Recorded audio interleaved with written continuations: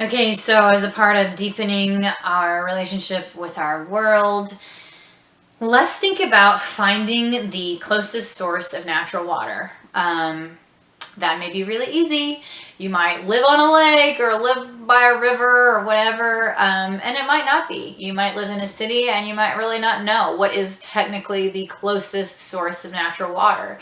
And so then that already starts to just kind of give you some feedback, give you some information. Yours is less obvious, or maybe you already know because that's, something you've thought about before or noticed before, and maybe it's totally blind to you and you've never even thought to ask this question. And even if you live by a river or by that source, or water source, dive deeper into where's the source of that, the source, like where does it come from, and what other branches of water is it connected to, and is there a spring that might even be closer by. I mean, let's say that down at the end of your road or neighborhood or whatever, there's this creek, and you're just assuming that's your closest water source. But double check. And get as investigative as you'd like. I mean, you might look at Google Maps and see, you might look at some, I know that the different city environmental departments of a city like keep track of water sources, and they monitor pollution and stuff. So anyway, whatever sources you want to go with. I mean, maybe your county has records of these types of things and you look into it, but is there, or even just your own plat of your land, if you own the land or if you don't, or there's also county records of those too. Even if you're just renting an apartment, and you can look at that kind of thing. And is there a spring?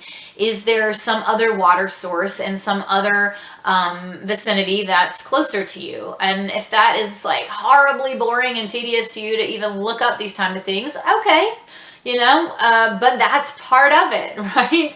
Just, humor me, spend 15 minutes on it, no need to do more, but knowing your world, deepening with your world. Are you willing to do some research about your world? Are you willing to look up maps and tables about your world? Or is that horrible to you?